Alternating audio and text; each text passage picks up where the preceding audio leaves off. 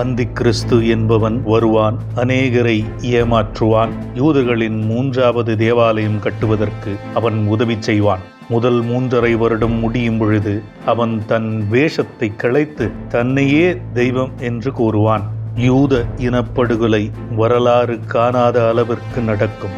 இதை செய்தவர்களுக்கும் துணை போனவர்களுக்கும் தண்டனை வர வேண்டாமா?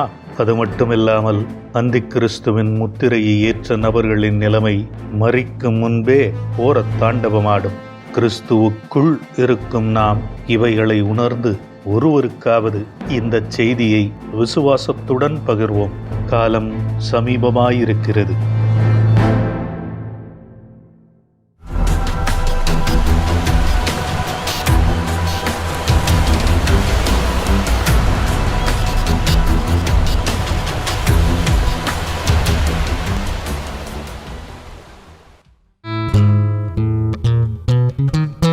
Welcome back to episode 44, The Book of Revelation. வெளிப்படுத்துதல் 15ஆம் அதிகாரம். ரொம்ப சின்ன சாப்டர், வெறும் 8 வசனங்கள் தான். 15ஆம் அதிகாரத்தில் யோவான் ஒரு புதிய பரலோக தரிசனத்தை பார்க்கிறார். அநேகர் கூறுவது, யோவான் இவைகளை எல்லாம் வரிசையாக எழுதவில்லை, அதுதான் உங்களுடைய நிலைப்பாடும் என்றால் இதோ சில காரியங்கள் உங்கள் பார்வைக்கு. 14ஆம் அதிகாரத்தில் அவர் எழுதியது 1,44,000 யூதர்கள் வெற்றி பவனி வருகிறார்கள் சியோனிலே. 2வது 3 தூதர்களின் மிக முக்கிய அறிவிப்பு. 3வது பரலோக ராஜ்யத்திற்கு தேர்வு செய்யப்பட்ட ஆத்துமாக்களின் அறுவடை. 4வது அநியாயக்காரர்களின் அறுவடை. யோவான் 15ஆம் அதிகாரத்தில் எழுதியிருப்பது பரலோக தரிசனம். இதற்கு முந்தைய அதிகாரத்தில் பார்த்ததெல்லாம் தீர்ப்பு வந்த மாதிரி சொல்லிட்டு திரும்பியும் ஃபர்ஸ்ட்லேருந்து ஆரம்பிக்கிறாரோ அப்படின்னு தோணுச்சுன்னா, ஜக்கரியாவின் புத்தகம் படித்து பார்த்தீங்கன்னா அதில் ஒரு பேட்டர்ன் இருக்கும். அவர் மட்டும் இல்லை, பல தீர்க்கதரிசிகள் பழைய ஏற்பாட்டு புத்தகத்தை இப்படித்தான் எழுதியிருக்கிறார்கள். உதாரணத்திற்கு ஜக்கரியா 3வது அதிகாரம் என்பது ஒரு தரிசனம். அதில் பிரதான ஆசாரியரை பற்றி எழுதியிருப்பார். முடியும் பொழுது கடைசி நாட்களில் நடக்கக்கூடிய சம்பவத்தோடு போய் இணைத்திருப்பார். அதே போல 4ஆம் அதிகாரத்தில் குத்து விளக்கும் ஒளிவ மரங்களும், இதை குறித்து நம்ம ஏற்கனவே பார்த்திருந்தோம் இல்லையா, The 2 Witnesses, அதுவும் கடைசி கால சம்பவத்தில் போய் இணைக்கப்பட்டிருக்கிறது. ஜக்கரியா 5ஆம் அதிகாரம் பறக்கிற புத்தக சுருள், இதை 17th சாப்டர் படிக்கும் பொழுது இந்த டாபிக்கை பார்க்க போறோம். அந்த அதிகாரமும் கடைசி கால சம்பவத்தில் போய் இணைக்கப்பட்டிருக்கிறது. ஸோ ஜக்கரியா எழுதிய அந்த அமைப்பு இருக்கு இல்லையா, அதே ஸ்டைலை தான் யோவானும் ஃபாலோ பண்றார். ஒரு தரிசனம், அந்த தரிசனம் கடைசி நாட்களில் நடக்கக்கூடிய சம்பவத்தோடு போய் இணைக்கப்படுகிறது. நீங்க அடுத்த முறை ஜக்கரியா புத்தகத்தை படித்து பார்த்தீங்கன்னா இதை மனதில் வைத்து கொண்டு பாருங்கள். 15ஆம் அதிகாரம் 1 வசனம். பின்பு வானத்திலே பெரிதும் ஆச்சரியமுமான வேறொரு அடையாளமாகிய கடைசி 7 வாதைகளுடைய 7 தூதர்களை பார்த்தேன். அவைகளோடு தேவனுடைய கோபம் முடிவிற்கு வந்தது. இங்கு யோவான் எழுதியிருப்பது ஒரு புதிய தரிசனம். 7 தூதர்கள் 7 வாதைகளை அமல்படுத்த தயாராகிறார்கள். 2வது wrath of God, தேவனுடைய கோபம் என்று எழுதப்பட்டிருக்கிறது. இந்த இடத்தில் இது பிதாவாகவும் இருக்கலாம், இல்லனா பரிசுத்த ஆவியானவராகவும் இருக்கலாம். எதனால் அப்படி சொல்றேன்றத கொஞ்சம் வெயிட் பண்ணுங்க, பார்ப்போம். 3வது தேவனுடைய கோபம் முடிவிற்கு வந்தது என்று எழுதியிருக்கிறார். அட்லாஸ்ட் முடிஞ்சுதே. இந்த 15ஆம் அதிகாரம் கலச தீர்ப்பினுடைய ஒரு முன்னுரை தான். 16ஆம் அதிகாரத்தில் தான் 7 விதமான தீர்ப்பு வரப்போகுது. அதை கடைசியில் பார்ப்போம். 2ஆம் வசனம். அன்றியும் அக்கினி கலந்த கண்ணாடி கடல் போல ஒரு கடலையும் மிருகத்தையும் அதன் உருவத்தையும் அதன் பெயரின் எண்ணையும் வெற்றி பெற்று வந்தவர்கள் தேவ சுரமண்டலங்களை பிடித்து கொண்டு அந்த கண்ணாடி கடலில் நிற்கிறதையும் பார்த்தேன். ஜானுக்கு ஒரே சந்தோஷமா இருந்திருக்கும்னு நினைக்கிறேன். இந்த கண்ணாடி கடல் என்ற டாபிக்கை குறித்து ஏற்கனவே நம்ம பேசிட்டோம். எபிசோட் 22 இதுவரைக்கும் பார்க்காதவர்கள் அதை பார்த்து விடுங்கள். எசேக்கியலுடைய தரிசனம், ஐசையா தீர்க்கதரிசியினுடைய தரிசனம், 4ஆம் அதிகாரத்தில் பார்த்த இந்த கண்ணாடி கடல், இந்த டீட்டெயில்ஸ்லாம் அங்கேயும் இருக்கும். இன்ஃபேக்ட் அங்கே ரொம்ப தெளிவாகவே இருக்கும். 4ஆம் அதிகாரத்தில் பார்த்தது கண்ணாடி கடலின் மேல் இருப்பது முப்பர்களும் சபையும் அதுவே 15ஆம் அதிகாரத்தில் நாம் பார்த்து கொண்டிருப்பது அந்தி கிறிஸ்துவை வென்று வந்தவர்கள் பளிங்கு கண்ணாடியிற்கு மேல் நின்று கொண்டிருக்கிறார்கள். வெளிப்படுத்துதல் 20ஆம் அதிகாரம் 4ஆம் வசனத்துல இன்னும் கிளியராகவே போட்டிருக்கோம். இரத்த சாட்சிகளாக மரித்து வந்தவர்கள் இயேசு கிறிஸ்துவோடு சேர்ந்து 1000 வருடம் அரசாட்சியில் பங்கேற்பார்கள். இன்னொரு முக்கியமான விஷயத்தை பார்க்கணும். சுரமண்டலங்களை பிடித்து கொண்டிருக்கிறார்கள். இதே புத்தகம் 5ஆம் அதிகாரம் 8ஆம் வசனத்துல மூப்பர்கள் கையில் இது இருந்தது, இப்பொழுது இவர்கள் கையில் இருக்கிறது. 2 பேருக்கும் உள்ள ஒரு காமனான விஷயம் என்ன? ஒன்னு ப்ரீ ட்ரிபுலேஷன், அதாவது உபத்திரவ காலத்திற்கு முன்பு எடுத்து கொள்ளப்பட்டவர்கள். ஒரு கூட்டம் உபத்திரவத்தை தாண்டி வந்தவர்கள். இருவருமே தேவனை வழிபட்டு கொண்டிருக்கிறார்கள். ஜென்ரலா சந்தோஷமாக இருக்கும் தருணத்தில் செய்யக்கூடிய காரியம் இது. 3ஆம் வசனம், அவர்கள் தேவனுடைய அடிமையாகிய மோசேயின் பாட்டையும் ஆட்டுக்குட்டியானவருடைய பாட்டையும் பாடி, சர்வ வல்லமையுள்ள தேவனாகிய கர்த்தாவே, தேவரீருடைய செய்கைகள் மகத்துவமும் ஆச்சரியமுமானவைகள், தேசங்களின் ராஜாவே, உமது வழிகள் நீதியும் சத்தியமுமானவைகள். மோசேவன் பாட்டு என்று சொன்னதுமே யாத்திராகமும் 15ஆம் அதிகாரத்தில் செங்கடலை கடந்து வந்த பின்பு ஃபாரோ மன்னர் இருக்கான் இல்லையா, அவன் ஒரு டைப் ஆஃப் ஆன்டிகிரைஸ்ட்னு சொல்லுவாங்க. அவனை வென்று வந்த பின்பு சந்தோஷமாக பாடக்கூடிய ஒன்று. இன்று பார்க்கக்கூடிய ஆத்துமாக்கள் கிறிஸ்துவோடு சேர்ந்து அவர்கள் ஆளுகை செய்ய போகிறார்கள் என்ற ஒரு குதூகலம். யோவான் இன்னொரு காரியத்தையும் எழுதியிருக்கிறார், தேசங்களின் ராஜாவே. இதை சொல்லும் பொழுது பிலாத்து இயேசு கிறிஸ்துவனிடத்தில் கேட்கிறான், நீ யூதர்களின் ராஜாவா? இயேசு என்ன சொல்லியிருப்பார்? ஆமான்வார். ஆனால் இது என்னுடைய ராஜ்யம் இல்லைன்றார். பிலாத்துக்கு கன்ஃபார்ம்டா டோட்டல் கன்ஃபியூஷனாக இருந்திருக்கும். என்னையா சொல்கிறீரு, நீ தான் ராஜான்றீரு, ஆனால் ராஜ்யம் இல்லைன்றீங்க, என்னதான் சொல்ல வரீங்க? முதல் முறை வந்தவர் பலியாகிவிட்டு சென்று விடுவார். 2வது முறை வருபவர் சாத்தானிடத்தில் இருக்கும் முழு அதிகாரத்தையும் பிடுங்கி அவனை குழியில் போட்டு அடைத்து இயேசு கிறிஸ்து சீயோனிலே அரியணையில் அமருவார். 4ஆம் வசனம், கர்த்தாவே, யார் உமக்கு பயப்படாமலும் உமது நாமத்தை மகிமைப்படுத்தாமலும் இருப்பார்கள்? தேவரீர் ஒருவரே பரிசுத்தர். எல்லா தேசத்து மக்களும் வந்து உமக்கு முன்பாக தொழுது கொள்வார்கள். உம்முடைய நீதியான செயல்கள் வெளிப்பட்டது என்றார்கள். இதெல்லாம் யோவான் பழைய ஏற்பாட்டிலிருந்து கொஞ்சம் கொஞ்சமாக எடுத்து எழுதிய வார்த்தைகள். சங்கீதம் 95 6ஆம் வசனம், வா நாம் சென்று யாவேவை வணங்கி பொழுது கொள்வோம். எல்லாம் ஒரு பயம்தான். ஏசாயா 45 23, முழங்கால் யாவும் எனக்கு முன்பாக முடங்கும். பிலிப்பியருக்கு எழுதிய நிருபம் 2ஆம் அதிகாரம் 10ஆம் வசனம் படித்து பார்த்தீங்கன்னா, எல்லா முழங்காலும் இயேசு கிறிஸ்துவிற்கு மண்டியிட வேண்டும் என்பதை தெளிவாக அப்போஸ்தலன் பவுல் எழுதியிருப்பார். அதில் பியூட்டியே, பரலோகத்திலும் சரி பூமியிலும் சரி பூமியின் கீழிலும் சரி அனைவரும் முழங்கால் படியிட வேண்டும். இன்னொரு பியூட்டிஃபுல்லான வசனம் சகரியா 14ஆம் அதிகாரம் 16 முதல் 19 வரை. ஒரு சின்ன சுருக்கம். கூடார பண்டிகைக்கு எல்லா தேசங்களிலிருந்தும் கட்டாயம் எருசலேமிற்கு சென்று யாவே எனும் இயேசுவை வழிபட வேண்டும்.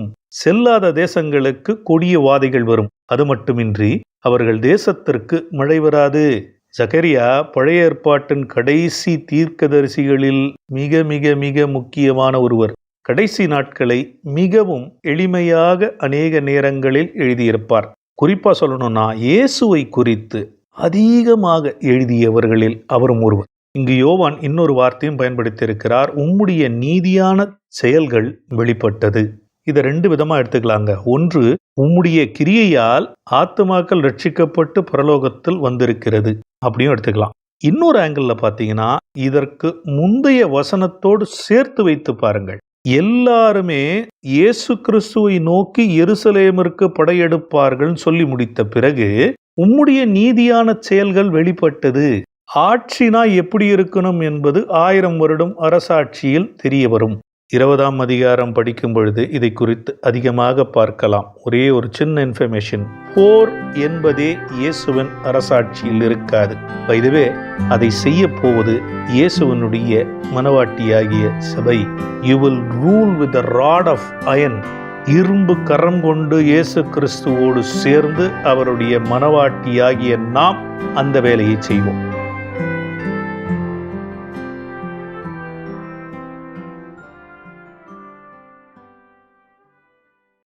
ஐந்தாம் வசனம். இவைகளுக்கு பின்பு நான் பார்த்தபோது, இதோ பரலோகத்திலே சாட்சியின் கூடாரமாகிய தேவனுடைய ஆலயம் திறக்கப்பட்டது. ஃபர்ஸ்ட் இங்க சாட்சின்னு ஒன்று போட்டிருக்குல்ல, அது கிரேக்க மொழியில் மார்டோரியான். இந்த வார்த்தையிலிருந்து வந்ததுதான் மாட்ரேயஸ், அதாவது இரத்த சாட்சி. இதற்கு பல பொருள் உண்டு.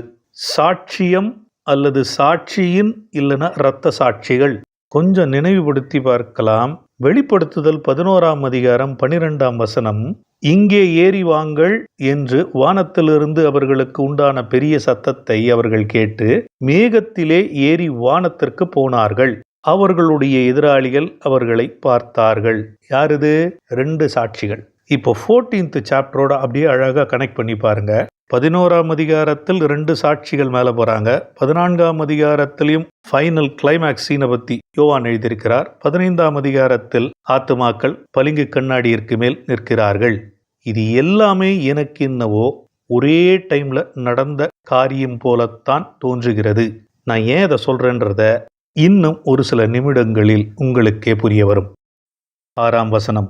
அந்த ஆலயத்திலிருந்து 7 வாதைகளுடைய அந்த 7 தூதர்களும் பரிசுத்தமும் பிரகாசமுமான மெல்லிய ஆடையணிந்து மார்பில் பொற்கச்சைகளை கட்டிக்கொண்டு புறப்பட்டார்கள். இங்கிலீஷ் பைபிள் என்ன போட்டிருக்கு? சாங்சுவரியிலிருந்து வெளியில வராங்க. இது மகா பரிசுத்த ஸ்தலத்திலிருந்து வெளியில் வருகிறார்கள் என்றுதான் எடுத்துக்கொள்ள வேண்டும். இதை சொன்னதுமே எனக்கு நினைவுக்கு வருவது ஜான் த பேப்டிஸ்ட், யோவான் சானகனுடைய அப்பா ஜக்கரியா, அவருக்கும் கேப்ரியல் தூதனுக்கும் நடந்த ஒரு உரையாடல். கொஞ்சம் வெயிட் பண்ணுங்க, பார்ப்போம் அதை. அடுத்து, பரிசுத்தமுள்ள தூதர்களின் கரங்களில் அல்லது அதிகாரத்தில் 7 வாதைகள் உள்ளது. இவங்க தான் இம்ப்ளிமெண்ட் பண்ண போறாங்க இதை. 3வது, ஆத்தும அறுவடை முடிந்த பின் நடக்கும் சம்பவம் இது என்றுதான் நான் மறுபடியும் கருதுகிறேன். சரி, இந்த ஜக்கரியா ஸ்டோரி கொஞ்சம் பார்க்கலாமே. இந்த நேரத்திற்கு கண்டிப்பாக இது அவசியமானது என்று நான் கருதுகிறேன். லூக்கா எழுதிய சுவிசேஷம் 1 அதிகாரம் 19ஆம் வசனம்லாம் படிச்சு பாருங்க ஃப்ரீயா இருக்கும்போது. கேப்ரியல் வராரு, ஜக்கரியாவை மீட் பண்றாரு. இந்த மாதிரி உனக்கு பிள்ளை பிறக்க போதியான்றாரு. அவர் என்ன சொல்றாரு? எனக்கு வயசாயிடுச்சு, இதுக்கு மேலே எப்படி பிறக்கும்? கேப்ரியல் கடுப்பாயிடுவார். அவர் என்ன சொல்வாரு? I stand in the presence of God. நான் தேவனுக்கு முன்பாக நிற்கிறவன். நான் சொல்றதை நீ நம்பலையா? நீ ஊமையாயிடுவ அப்படின்றார். சொன்ன அடுத்த கணமே அவருடைய பேச்சு போச்சு. இந்த இடத்துல கேப்ரியல், யாவே, நான் ஜக்கரியா என்னும் உம்முடைய ஆசாரியரை தண்டிக்கட்டுமான்லாம் கேட்கல. இன்ஸ்டன்ட் ஊமையாக்கப்பட்டார். அதுக்கப்புறம் யோவான் ஸ்தானகன், ஜான் த பேப்டிஸ்ட் பிறந்து அவருக்கு பேர் வைக்கும் பொழுது இவர் ஒரு ஸ்லேட்ல எழுதுறாரு, அவருடைய பேர் யோகனான். அதை எழுதுனதுமே அவருடைய பேச்சு திரும்பவும் வந்துவிட்டது. ஸோ நான் ஏன் இதை சொல்றேன்னா, கர்த்தருக்கு முன்பாக நிற்கக்கூடிய தூதர்கள் மிகவும் பலம் உள்ளவர்கள். தூதர்களோடு விளையாடக்கூடாதுபா. நிறைய போதகர்கள் நானே பார்த்துருக்கிறேன், கேட்டிருக்கிறேன், மீட்டிங் அட்டன் பண்ணியிருக்கிறேன். I command in the name of ஜீசஸ்ன்னுவாங்க. இயேசுவின் நாமத்தில் நான் கட்டளையிடுகிறேன், இந்த சபையில் வந்து இந்த ஓரமா நெல், அந்த ஓரமா நெல்லுன்னு. ஒருத்தருக்கும் அதிகாரம் கிடையாது கட்டளையிடுறதுக்கு. வேணும்னா நம்ம பிதாவினிடத்தில் கேட்கலாமே தவிர கட்டளையிடலாம் நமக்கு அனுமதியே கிடையாது. அதற்கென்று ஒரு காலம் பின்னாட்களில் வரும். அந்த சப்ஜெக்ட் படிக்கும் போது பார்க்கலாம். 7ஆம் வசனம். அப்பொழுது அந்த 4 ஜீவன்களில் ஒன்று சதா காலமும் உயிரோடு இருக்கிற தேவனுடைய கோபத்தினால் நிறைந்த 7 பொற்கலசங்களை அந்த 7 தூதர்களுக்கு கொடுத்தது. இந்த போட்டோவை பாருங்க.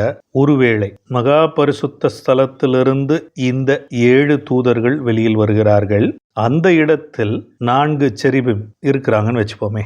இது எப்படி இருக்குன்னா, பிதாவினிடத்திலிருந்து இல்ல பரிசுத்த ஆவியானவரிடத்திலிருந்து ஒரு கோர்ட் ஆர்டர் மாதிரி வாங்கின்னு வராங்க. அதை செயல்படுத்துவதற்கு தேவையான பொருட்கள், அதை இந்த 4 தூதர்களில் ஒருவன் தருகிறான். திரும்பவும் சொல்றேன், எபிசோடு 22 பார்க்காதவங்க அதை பாருங்க. இது இயேசு கிறிஸ்துவனுடைய மினிஸ்ட்ரியில ஒன்று. எப்படி சொல்றேன்? ஐசையா 61ஆம் அதிகாரத்தை சினகாகில் படிச்சுக்கிட்டே இருப்பாரு. கமா போடுற இடத்துல புக்கை மூடி வச்சிருவாரு. ஏன் அந்த இடத்துல என்ன வரும்? இதை குறித்தும் பலமுறை பேசியிருக்கேன். த டே ஆஃப் த வெஞ்சன்ஸ், கர்த்தருடைய கோபம் என்று வரும் இடத்தில் அவர் சுருளை மூடிவிட்டு அமர்ந்து விடுவார். ஸோ வசனத்தில் பாதி முதல் வருகையில் நிறைவேறிவிட்டது, அடுத்த பாதி இரண்டாம் வருகையில் நிறைவேறும். 8ஆம் வசனம், தேவனுடைய மகிமையினாலும் அவருடைய வல்லமையினாலும் உண்டான புகையினாலே தேவனுடைய ஆலயம் நிறைந்தது. 7 தூதர்களுடைய 7 வாதைகளும் முடியும் வரைக்கும் ஒருவரும் தேவாலயத்திற்குள் செல்ல முடியவில்லை. நீங்க இந்த படத்துல பார்க்கலாம், இடது பக்கத்தில் இருப்பது மோசே கட்டிய கூடாரம், வலது பக்கத்தில் இருப்பது சாலமன் கட்டிய தேவாலயம். இது ரெண்டுமே இனாகிரேஷன், அதாவது திறப்பு விழான்னு வச்சுப்போமே. அப்போ ஒரு மகிமை சூழ்ந்து கொண்டது, ஒருவரும் அதற்குள் நுழைய முடியாத நிலைமை ஏற்பட்டது. சரி, நான் ஏங்க இப்ப இதை கொண்டு வரேன்? எனக்கு என்னவோ 3 தொகுப்புகள் அடங்கிய தீர்ப்புகள், அதாவது ஃபர்ஸ்ட் முத்திரை தீர்ப்பு, அதுல டைரக்டாவே போட்டிருக்கு ஆட்டுக்குட்டியானவருடைய கோபம் சொல்லி. இந்த 2வது எக்கால சத்த தீர்ப்பும் 3வது கலச தீர்ப்பும் ஏன் ஒன்று பிதாவினுடையது, ஒன்று பரிசுத்த ஆவியானவருடையது என்று எடுத்துக்கொள்ளக்கூடாது? இயேசு கிறிஸ்து தொடங்கிய முத்திரை தீர்ப்பில், குறிப்பாக 7வது முத்திரை தீர்ப்புக்குள் அடங்கியதுதான் மற்ற 2 தொகுப்பு தீர்ப்புகளும், எக்கால சத்தம் மற்றும் கலச தீர்ப்பு. முதலாவது தேவாலயத்தில் இருந்த மகிமை புறப்பட்டு சென்று விட்டது என்று எசேக்கியேல் எழுதியிருந்தார். 2வது தேவாலயம், இல்லைனா சிலர் என்ன சொல்லுவாங்க, எஸ்ரா டெம்பிள், இல்லை நெகேமியா டெம்பிள், ஜெருபபெல் டெம்பிள், ஈரோட்ஸ் டெம்பிள், எப்படியோ ஒன்று இருந்துட்டு போட்டோம், செகண்ட் டெம்பிள், மகிமை திரும்பவும் வந்து அமர்ந்தது என்று எங்கேயும் எழுதப்படவில்லை. இருந்தபோதும் இயேசு கிறிஸ்து என் பிதாவின் ஆலயத்தில் வியாபாரம் செய்யாதீர்கள் என்று கடைகளை நொறுக்கி போட்டார். ஸோ இந்த சீன்ல யார் யார் இருக்கா? இயேசு கிறிஸ்து இருக்காரு, பிதாவினுடைய இல்லம்ன்றாரு. யார் மிஸ்ஸிங்க? பரிசுத்த ஆவியானவர். ஸோ இந்த டாட்ஸ் எல்லாம் கனெக்ட் பண்ணி பாருங்க. there is a chance, இதுதான்றது கிடையாது, ஒருவேளை இருக்கலாம். யோவான் 15ஆம் அதிகாரத்தில் எழுதியிருப்பது 16ஆம் அதிகாரத்தில் வரப்போகும் கலச தீர்ப்பினுடைய ஒரு முன்னுரைதான். அந்த 16ஆம் அதிகாரத்தில் 7 விதமான தீர்ப்புகள், மிகவும் கொடூரமானது 7 எக்கால சத்த தீர்ப்பு. அந்த 7 எக்கால சத்த தீர்ப்பினுடைய ஒரு வரி சுருக்கத்தை மட்டும் இப்பொழுது பார்த்து இந்த காணொளியை நிறைவு செய்யலாம். முதல் கலச தீர்ப்பு, அந்தி கிறிஸ்துவின் முத்திரையை ஏற்றவர்களுக்கு ஒரு அருவருப்பான மற்றும் வீரியமிக்க புண் உண்டாகும். 2வது கலச தீர்ப்பு, தூதன் கலசத்தை கடலிலே ஊற்றினான், அது மரித்தவனுடைய இரத்தத்தை போலானது, கடலில் உள்ள பிராணிகள் எல்லாம் மரித்து போனது. Very good. 3வது கலசம், ஆறுகளும் நீரூற்றுகளும் இரத்தமாக மாறியது. தண்ணீர்களின் தூதன் தேவனுக்கு நன்றி தெரிவிக்கிறான். 4வது கலச தீர்ப்பு, சூரியன் மீது கலசம் ஊற்றப்படுகிறது, வெப்பம் மனிதனை சுட்டெரித்துவிடும், அவர்கள் கோபத்தில் இஸ்ரவேலின் தேவனை திட்டுவார்கள், மன்னிப்பு கேட்க மாட்டார்கள். 5வது கலச தீர்ப்பு, அந்தி கிறிஸ்துவின் சிங்காசனம் இருளடைந்தது, புண், வலி, மற்ற வாதைகளால் அவர்கள் மீண்டும் தேவனை திட்டுகிறார்கள், மனம் திரும்பவில்லை. 6வது கலச தீர்ப்பு, ஐப்ராத்து நதி வற்றி போகிறது, சாத்தானின் திருத்துவம் ஆவிகளை அனுப்பி பூமியில் உள்ள ராஜாக்களை அழைத்து வரும். இது உலக பிரபலமான அர்மகெதான் யுத்தம். ஆனால் அநேகர் நினைப்பது கிடையாது. அங்க ஒரு பெரிய சர்ப்ரைஸ் இருக்கு, அடுத்த எபிசோட்ல பார்ப்போம். 7வது கலச தீர்ப்பு, உலகம் இதுவரை கண்டிராத நிலநடுக்கமும் மிக பெரும் கல்மழையும் மனிதர்களை தாக்கும்.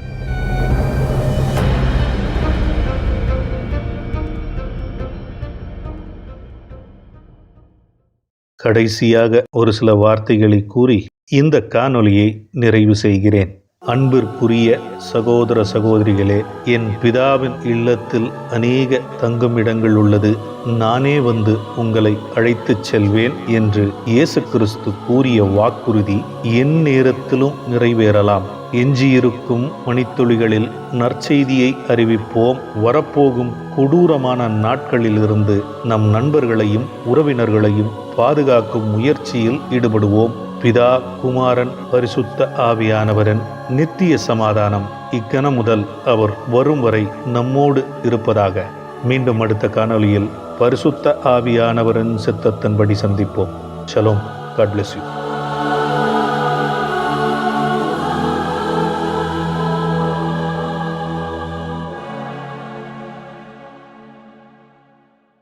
கண்ணீர் கரைந்தோடும் நேரம் கழிந்தது.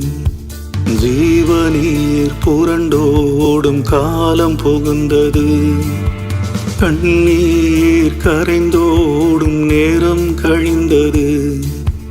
ஜீவநீர் புரண்டோடும் காலம் புகுந்தது. தனனான தனனா